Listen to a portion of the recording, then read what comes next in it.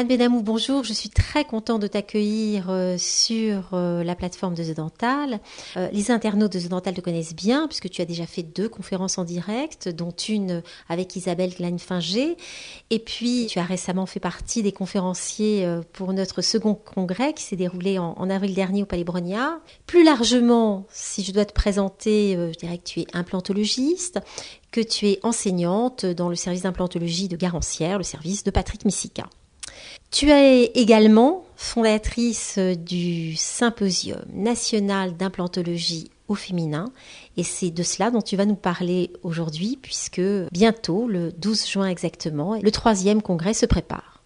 Et oui, c'est déjà le 3e Symposium national d'implantologie au féminin, ce fameux SNIF qui a fait beaucoup de bruit il y a 3 ans puisqu'il c'était une idée nouvelle de mettre des femmes à la tribune.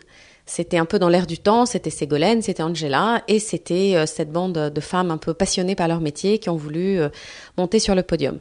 J'ai un petit peu hésité à faire le 3e numéro parce que, comme vous le savez, c'est beaucoup de boulot, mais la motivation des partenaires de l'industrie, des anciens participants qui m'ont appelé beaucoup, qui ont, on va dire, réclamé ce congrès, et puis de mon équipe qui était très, très partante et très motivée.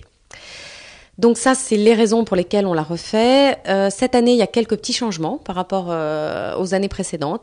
D'abord, on a changé de lieu, donc toujours des salons prestigieux, un peu plus grands ce coup-ci, donc vous pouvez venir nombreux, on vous attend.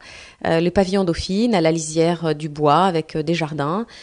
On a aussi quelque chose de nouveau, c'est qu'on a des conférencières étrangères. Il y aura donc une traduction.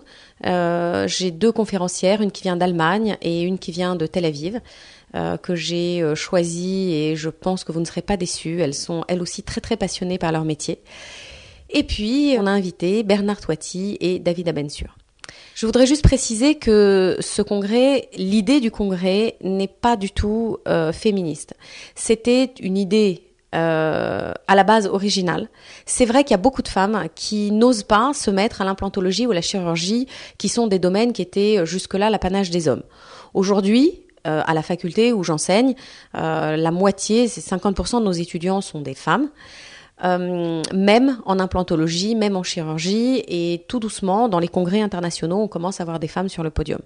Donc c'était un petit peu simplement un message pour les femmes qui n'osent pas se mettre à la chirurgie ou à l'implantologie pour leur dire qu'aujourd'hui, il n'y a aucune discrimination. Alors pour terminer, je voudrais juste vous donner une précision.